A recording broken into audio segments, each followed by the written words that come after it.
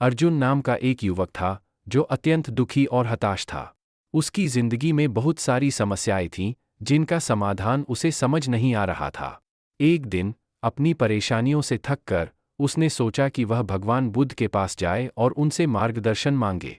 अर्जुन जंगल में चलते चलते भगवान बुद्ध के पास पहुंचा, जो ध्यान में लीन थे। अर्जुन उनके पास गया और बोला, हे भगवान, मेरी जिंदगी में इतनी समस्याएं हैं कि मैं अब और सहन नहीं कर सकता। मुझे कुछ मार्गदर्शन दीजिए।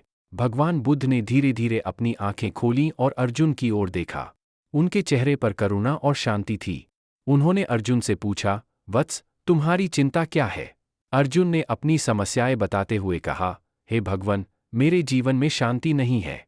मेरे रिश्ते बिखर रहे हैं, मेरा मन अशांत है और मैं निराशा से घिरा हुआ हूँ। भगवान बुद्ध ने शांत स्वर में कहा, अर्जुन, जीवन में समस्याएं सभी के साथ होती हैं, परंतु हमें यह समझना होगा कि समस्याओं से भागने के बजाय उनका सामना कैसे किया जाए।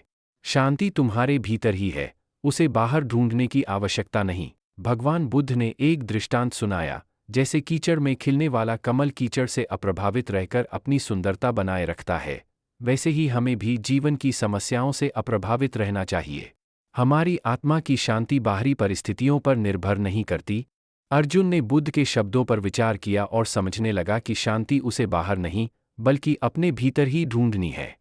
धीरे धीरे उसके चेहरे पर एक हल्की मुस्कान आ गई, जैसे उसने अपनी समस्याओं का हल पा लिया हो। भगवान बुद्ध ने अर्जुन के सिर पर अपना हाथ रखा और कहा, वत्स, जीवन की चुनौतियां तुम्हें भीतर से और भी सशक्त बनाएंगी। अपनी आत्मा की शांति को कभी न खोना और समस्याओं का सामना धैर्य और समझदारी से करना। अर्जुन ने बुद्ध के चरणों में सिर झुकाकर आशीर्वाद लिया और धन्यवाद कहा। अर्जुन बुद्ध के आश्रम से बाहर निकला, पर इस बार उसके कदमों में आत्मविश्वास और दिल में शांति थी। उसे अब अपने जीवन की दिशा समझ आ गई थी। समस्याएं थीं, परंतु अब वह उनसे भागने के बजाय उनका सामना करने के लिए तैयार था। भगवान बुद्ध के ये उपदेश हमें सिखाते हैं कि जीवन की समस्याएं हमारे जीवन का हिस्सा हैं, परंतु शांति और समाधान हमारे भीतर ही है। हमें अपने मन की शांति को बनाए रखना सीखना चाहिए और हर चुनौती का सामना धैर्यपूर्वक करना चाहिए।